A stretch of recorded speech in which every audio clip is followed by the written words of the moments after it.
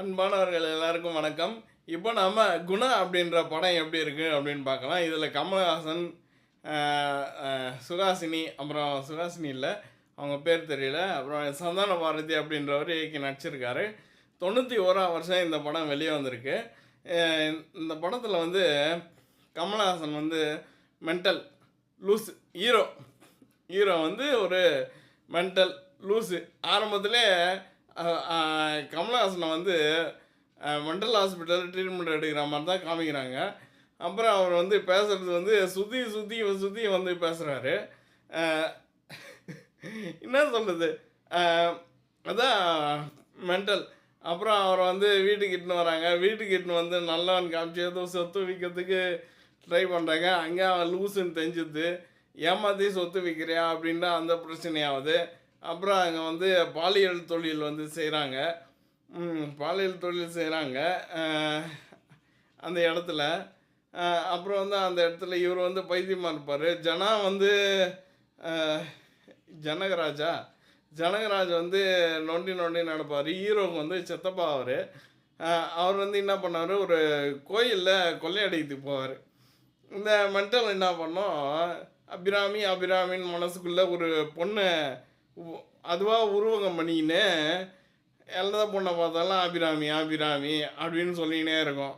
அப்போ வந்து ஜனகராஜம் வந்து கோயிலில் கொள்ளையடிக்கும் போது ஒரு மென்டலை போய் வந்து கொள்ளையடித்துக்கிட்டு போவாங்களா.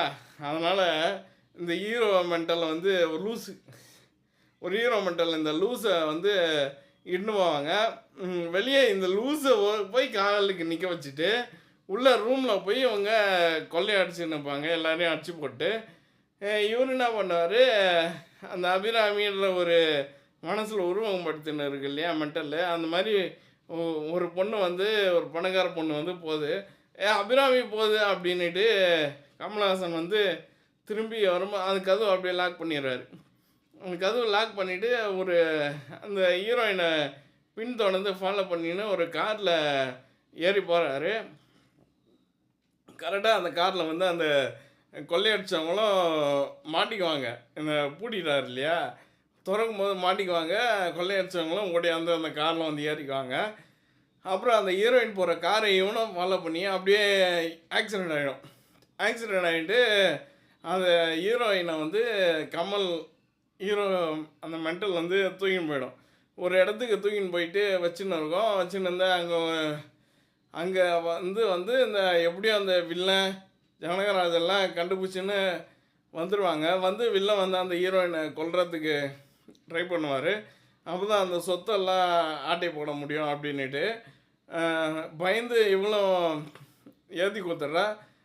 இருந்தாலும் உன்னை சாவடித்துக்கு தான் வந்தேன் அப்படின்னு துப்பாக்கி காணும்போது கமலஹாசன் கரெக்டாக வந்து ஹீரோ இல்லையா, கரெக்டாக காப்பாற்றிட்டு இந்த இடம் உனக்கு சேஃப் இல்லை அப்படின்ட்டு ஏதோ ஒரு மலைக்கோகைகளுக்குள்ளே இன்னும் போய் அந்த பொண்ணை வச்சிடறாரு. அங்கே தான் அந்த பாட்டு மனிதர் உணர்ந்து கொல்ல அப்படின்னு. அப்போ கமலஹாசன் மனுஷன் இல்லையா அப்படியே சரி ஓகே, அப்போ அவங்களாம் மனுஷங்களை போலக்குது அப்படின்னு இந்த மாதிரி பாட்டு போகுது. ஏன் சொல்கிறேன்னா அது கொஞ்சம் ஃபேமஸாக இருக்கும், அதுவும் நல்லா இருக்கும் பார்க்கறதுக்கு.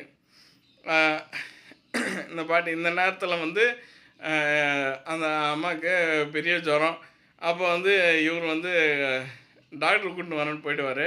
டாக்டர் வந்து அவங்க வேலைக்காரன் வந்து இந்த மாதிரி போலீஸ் தேடுறாங்க, இவன் தான் அது அப்படின்னு காமிக்கிறாரு. உடனே டாக்டர் போலீஸை வர வச்சிடுறாரு.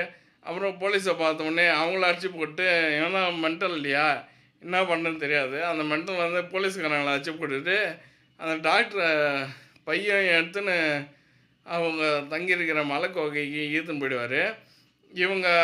இவங்கள வந்து அந்த போலீஸ்காரங்க ஃபாலோ பண்ணின்னு வருவாங்க.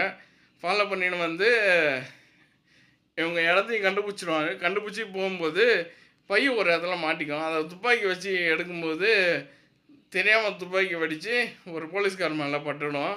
அந்த போலீஸ்காரர் இறந்துடுவார். உடனே எக்ஸ்ட்ரா ஃபோர்ஸஸ்லாம் வந்து அந்த மலையை சூழ்ந்துடுறாங்க. இவங்க வந்து உள்ளே போய் டாக்டர் வந்து உள்ளே போயிட்டு நீ வெளியே போய் ஒரு கட்டை எடுத்துன்னு வா அப்போ தான் போக முடியும் அப்படின்றாரு. உடனே கமல் வந்து வெளியே போய் கட்டை எடுத்துக்கு போவார். அப்போது போலீஸ்காரங்க இவரை பிடிக்கிறதுக்கு ட்ரை பண்ணுவாங்க. இது தான் நடக்கும். அப்புறம் இந்த இதுவுல வந்து அந்த முன்னாடி கொலை பண்ணுறதுக்கு வந்தானே, அந்த வில்லன் வந்து வந்து ஹீரோயினை ஷூட் பண்ணிடுவான். ஷூட் பண்ணும்போது இது தெரிஞ்சு கமலஹாசனுக்கு கோவம் வந்து அவனை எடுத்து போலீஸ்காரன் முன்னாடியே மலையிலேருந்து தூக்கி போட்டுருவார். தூக்கி போட்டு இந்த இந்த ஹீரோயினை வந்து பார்க்கும்போது இந்த ஹீரோயினு குத்துயிரும் கொள்ளையருமா இருக்கும்.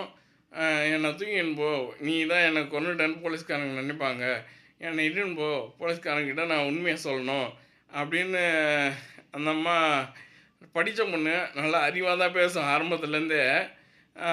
அப்படின்னு சொல்லிவிட்டு அந்த பொண்ணு அப்படியே இறந்துடும் குணான்னுட்டு. இப்போ வந்து அந்த லூஸு என்ன பண்ணோம், அந்த ஹீரோயினை தூக்கின்னு போவோம். தூக்கின்னு போனால் பின்னாடி அவங்க அம்மா, அவங்க லவ்வரு எல்லாம் ஓடியாந்து, டேய் என்னடா அப்படின்னு போலீஸ்காரங்களாம் வருவாங்க.